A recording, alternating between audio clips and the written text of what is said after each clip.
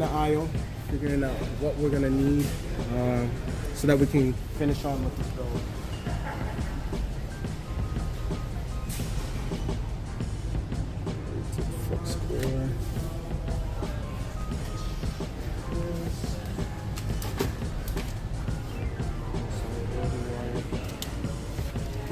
All right, so I'm getting some new heads, getting some new wire.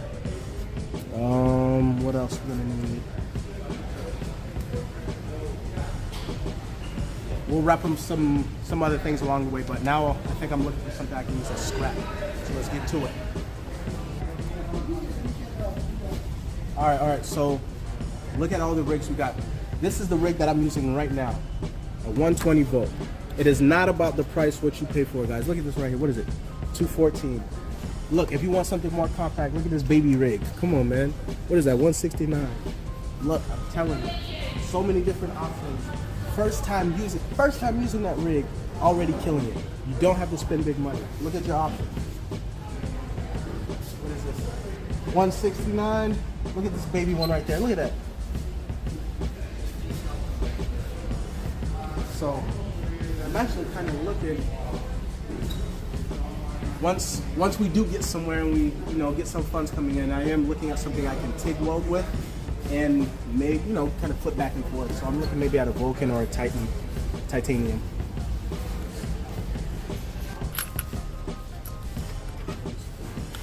All right, so now we're grabbing some cutout wheels for the saw. I'm running out.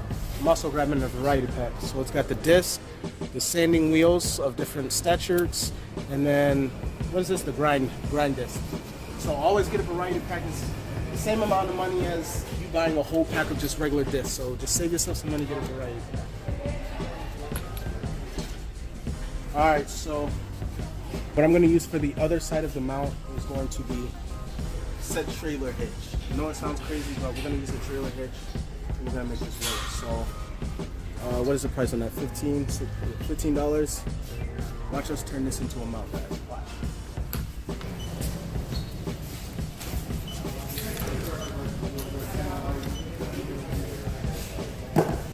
All right, so I have this tie rod in I found. I think there's other videos, but it was an end, screw it on, we chopped it off, left it with this nub, and then the arm left.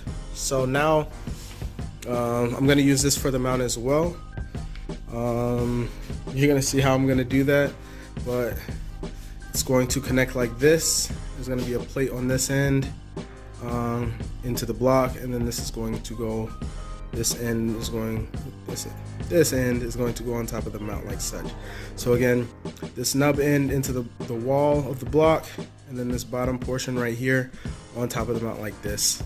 And it's gonna be pretty sick, man. Just creative ideas, man. Ways to save money, man. Watch how I do it. So with the hitch that we got from Harbor Freight, I wanted something that was nice and thick. Again, I don't care if it's overkill or not. The whole idea is, again, creating something at a low cost, also on top of being structurally sound and showing you the visions that I have in mind. So I'm gonna take scraps of junk and turn it into art, but again, structurally sound art at a low effective cost. So have the hitch already ready to go. So what I did is I measured the holes that I needed from end to end, drilled out this hole, then gonna punch through on this side, and then cut off the ends, and then you'll see what we do from there.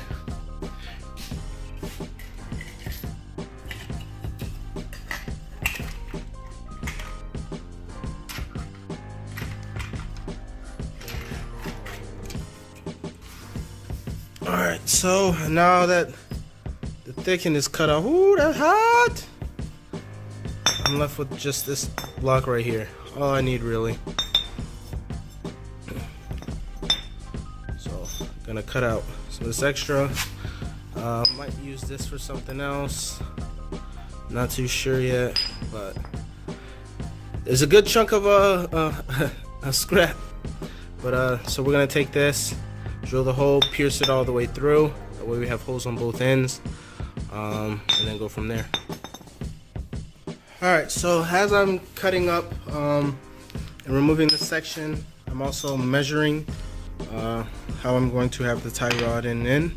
So as you can see, I cut grooves first and then I drilled out holes so that I'm actually able to measure the area around the metal. So now that I have the holes drilled out and it's around the parameter that I want to weld, I can just cut it out easily and then take that section out and weld what I need to weld. Alright, so section that I needed cut out is removed. Nice little hole. And then we'll get it in there. Going to get it from this side as well. Make sure it's secure. And then boom, clean up our mount, get this bad boy in, and then move on to the next step of the. Now that I have everything cut up how I needed, I actually did need to go a little more up here, but I have what I need. So now I'm going to see where it sits, tack it to hold it, and then finish up the weld. So let's see what we can get. Let's see. Thinking maybe something like that type of angle. Dog, some of these people claiming, Josh, they got this motor for under 200. I'm missing all the good shit. I know.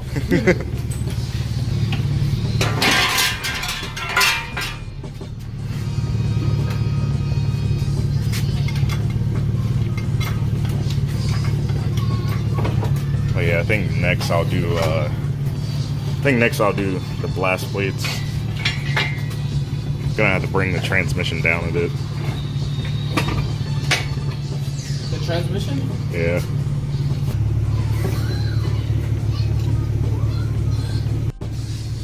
Oh, yeah, that's bad.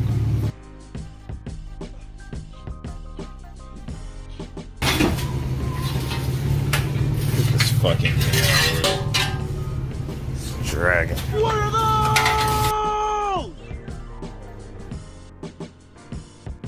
Boy, if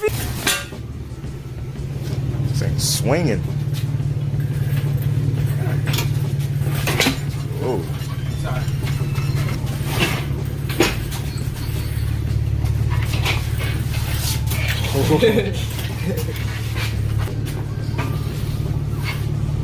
Alright, you ready? I'm going to have you shut the garage. I'm going to shut this off.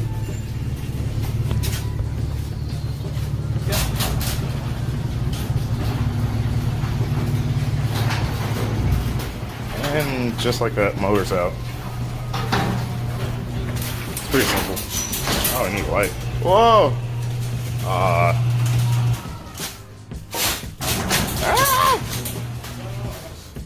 What happened? Did I do it? Battery too low for flash. Where's the flashlight?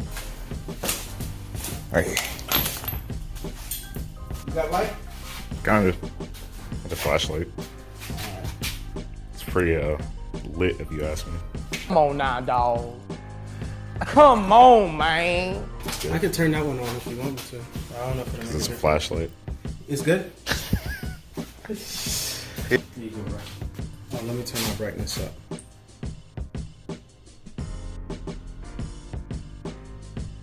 Right, that's fine. Alright, light, you need light. You recording? Yeah. Alright, so now that we have all the mounts and everything made, I know you guys are wondering, okay, drivetrain wise. The clutch system, follow me over here. So again, I'm keeping the stock 1.8 transmission. It's all the same. And also the starter is the same as well. The starter, I did not use any type of shim, any plates or anything like that. The easiest way, now this is the key, if anyone's listening, the easiest way to get this starter to mate up to the housing and to there, see this little notch here? I don't know if you might have to see it this way. I kind of cut down the side of the housing. You cut down the side of the housing and it gives you it gives you that gap for when you're against the 07K. You see how it's flat here?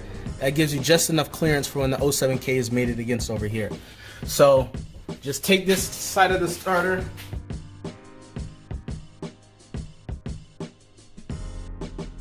just shave it down, just grind wheel and just slow, what is it, sand wheel? Sand wheel. Yeah, sand wheel. And just slowly go piece by piece, and then you'll get it a nice squeeze, nice tight fit. You ain't got no issue. Yeah, just make sure you take your time with it. Yeah. Clutch, I went with a RA4 clutch. So the RA4 conversion clutch is the lightweight flywheel, and again, which is this setup right here.